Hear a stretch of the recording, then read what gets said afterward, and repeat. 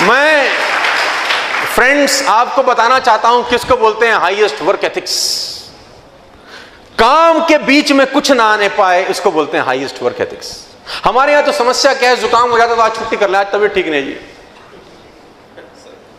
आज मासी की बेटी की शादी है, क्लास में क्यों नहीं आया, आज मासी की बेटी की शादी थी। पर्सनल प्रॉब्लम्स को एजुकेशनल प्रॉब्लम में कभी मिक्स मत करना आप लोग। अगर आप जिंदगी में वाकई में टारगेट हिट करना चाहते हैं बहुत बड़ा, कभी जिंदगी में अपनी पर्सनल प्रॉब्लम्स को एजुकेशन के आड़े मत आने देना, क्योंकि पर्सनल प्रॉब्लम तो हर दिन कोई ना कोई खड़ी हो जाएंगी ना।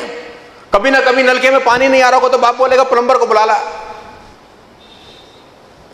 जब पढ़ाई की बात है, जब वर्क एथिक्स की बात है, तो मुझे लगता है कि आपको हाईएस्ट वर्क एथिक्स को फॉलो करना चाहिए, क्योंकि जब विजन क्लियर होता है आदमी के ना, तो रास्ते अपने आप बन जाते हैं। और जब विजन क्लियर नहीं होते तो फिर कहानियां बनती हैं, मैं सफल क्यों नहीं हो पाया, क्योंकि, फिर क्योंकि के बाद बहुत सारी कहानियां होती हैं। पेपर बाहर से आ गया था, हमारे पास एक सेट फॉर्मूला था बचपन में, एग्जाम बाहर से आ गया था।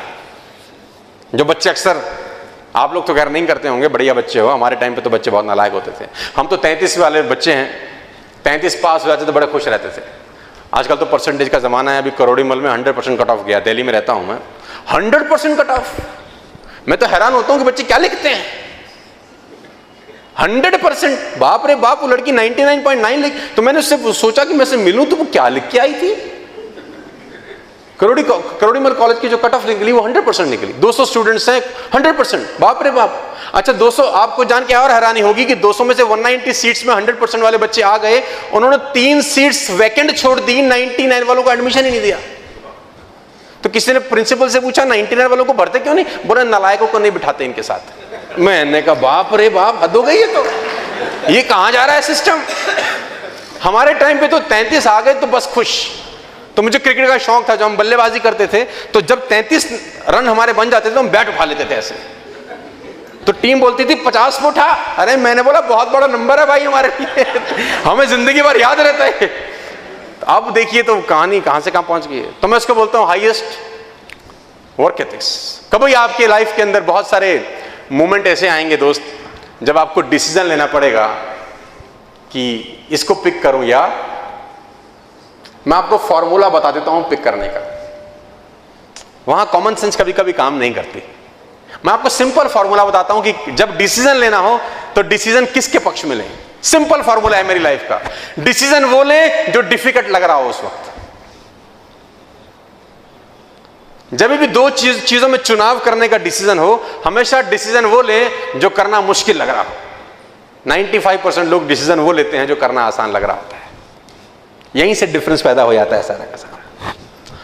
जब भी आप टफ डिसीजन लेते हैं लाइफ आसान हो जाती है, और जब भी आप इजी डिसीजन लेते हैं लाइफ टफ होती है हमेशा।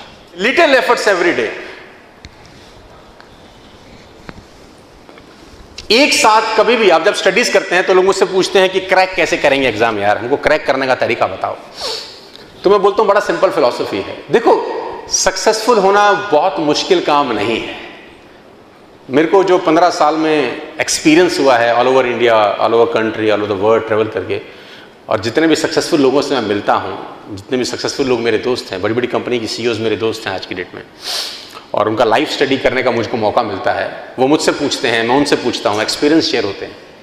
तो मुझे समझ में ये आता है कि सक्सेसफुल होना बहुत आसान है। लोगों को लगता है बड़ा मुश्किल काम होगा, but all the simple things are not easy. All simple things are not easy. सुबह सैर करना बहुत आसान है, लेकिन होता नहीं है। सिंपल तो है, आसान नहीं है। वो कहते हैं Apple a day keeps a doctor away. एक सेब रोज खाओ, आपको डॉक्टर का जरूरत नहीं पड़ेगा। हम लोग नहीं खाते हैं। कुछ मुश्किल काम है, बहुत आसान है, काटो खा लो, hardly take 5 minutes, but will not it. क्या मैं गलत कह रहा हूं? और कोई भी चीज एक दिन में डेवलप नहीं होती, it will take some time. अच्छा आपने मैकडी का बर्गर खाया होगा, है ना, पिज्जा खाते होंगे। ऐसा कभी हुआ आज तक कि पिज्जा खाया, खटाक से तोंद बाहर आ गई, एक पिज्जा में खटाक कमर 28 से 48 होगी? कभी हुआ आज तक ऐसा? धीरे धीरे खाते खाते खाते खाते खाते खाते खाते खाते खाते एक दिन मध्य प्रदेश बढ़ जाता है ना। एक दिन में नहीं होता। जो लोग ड्रिंक करते हैं एक दिन में कभी नहीं होता ना कि 60 ml लगाया और लीवर गया, कभी होता है ऐसा? वो धीरे धीरे धीरे धीरे धीरे धीरे धीरे धीरे करते खेल बिगड़ जाता है।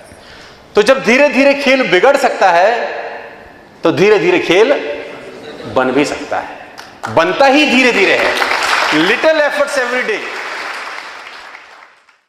ऐसे कितने स्टूडेंट्स हैं जो ये गलती करते हैं कि पढ़ते तो बहुत हैं, हाँ कुछ ऐसे भी होते हैं जो बिल्कुल नहीं पढ़ते, लेकिन हम बात कर रहे हैं उनकी जो पढ़ते तो बहुत हैं लेकिन लगता नहीं कि जितना वो पढ़ते हैं उतना पढ़ते हैं। क्या मतलब इसका कि मान लो अगर कोई स्टूडेंट है, अगर वो 8 से 10 घंटे की पढ़ाई कर रहा है तो पढ़ाई करने के बाद में ये लगता नहीं है कि 8 से 10 घंटे उसने पढ़ा है। जो आउटकम दिखना चाहिए वो दिखता नहीं है। पढ़ाई तो 8 से 10 घंटे की है लेकिन लग ऐसा रहा है कि यार सिर्फ 2 घंटे ही पढ़े। आउटकम को देखकर ऐसा लग रहा है कि 2 घंटे भी ठीक से पढ़ाई नहीं किए। तो क्या फ़ायदा फिर 8 से 10 घंटे की इतनी लंबी स्टडी करने का। तो ऐसा क्या करें कि अगर आप 4 घंटे भी पढ़ाई करो तो लगना चाहिए कि हाँ 4 घंटे हमने पढ़ाई की है, वरना 10-12 घंटे आप पढ़ लो दिखाने के लिए, होना कुछ नहीं है उससे। कुछ लोग कहते हैं ना ज़्यादा पढ़ो ज़्यादा पढ़ो ज़्यादा पढ़ो, अगर ज़्यादा नंबर लाना है तो ज़्यादा पढ़ना पड़ेगा। बिल्कुल गलत है, मत पढ़ो ज़्यादा। जितना भी पढ़ो उसको सही से पढ़ो। देखो कोई भी वो टॉपिक जो आपने पढ़ा है, अगर आप उस टॉपिक को दूसरों को पढ़ा सकते हो, समझा सकते हो, यानी कि आपने उस टॉपिक को बेस्ट वे में पढ़ा है। अब सवाल ये आता है कि यही तो हमें चाहिए कि ऐसा किस तरह से पढ़े कि हम दूसरों को भी पढ़ा सकें। वो बेस्ट तरीका आखिर है क्या? देखो आप ये याद करो कि लास्ट टाइम आपने सबसे ज़्यादा क्वालिटी स्टडी कब की थी, और जब की थी तो क्यों की थी आपने, क्या रीज़न था उसका? कुछ ना कुछ चीज़ें तो होंगी जो आपने ऑब्जर्व की होगी। मैं बताता हूँ कि क्या रीज़न हो सकते हैं। पहला रीज़न तो ये हो सकता है कि वो टॉपिक या फिर वो सब्जेक्ट आपके इंटरेस्ट एरिया में था। सेकंड ये हो सकता है कि उस वक्त आप एक सही एनवायरनमेंट में थे, यानी कि शांत माहौल में। तीसरा ये हो सकता है कि उस वक्त कोई इमरजेंसी थी, यानी कि हो सकता है कि आप किसी टेस्ट या फिर किसी एग्जाम की प्रिपरेशन कर रहे हो और उस टाइम थोड़ी अर्जेंट फीलिंग होती है, इमरजेंसी वाली फीलिंग होती है, तो उस चक्कर में आपने थोड़ी इफेक्टिव स्टडी कर ली थी। एक ये रीज़न हो सकता है। या फिर फोर्थ रीज़न ये हो सकता है कि उस वक्त आपका मन लग रहा था पढ़ाई में, और आप में से मैक्सिमम का रीज़न शायद यही होगा। या फिर हम सेकंड वाले को भी इंक्लूड कर सकते हैं कि उस वक्त माहौल जो था वो बिल्कुल सही था पढ़ाई के लिए, यानी कि सबसे ज़्यादा इफेक्टिव स्टडी आपने तब की थी जब आपका मन लग रहा था।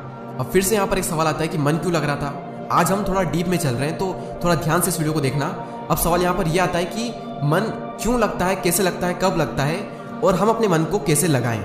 देखो इमरजेंसी में मन लगे या ना लगे, उस वक्त तो हमें मन लगाना ही पड़ता है, हम मन लगा लेते हैं, लेकिन हम उसकी बात नहीं कर रहे। हम बात कर रहे हैं नॉर्मल टाइम में हम मन कैसे लगाएं पढ़ाई में। देखो एक तो मन तब लगता है जब एनवायरनमेंट बिल्कुल सही हो, यानी मान लो अगर घर पर सब टीवी देख रहे हैं और आप भी उनके साथ में टीवी देख रहे हो, तो आपका मन क्यों करेगा पढ़ाई करने को? क्योंकि आपको तो मज़ा आ रहा है टीवी देखने में, और जब एक तरफ मज़ा आ रहा है एक तरफ दर्द है तो माइंड तो डेफिनेटली मज़े को ही चूज़ करेगा।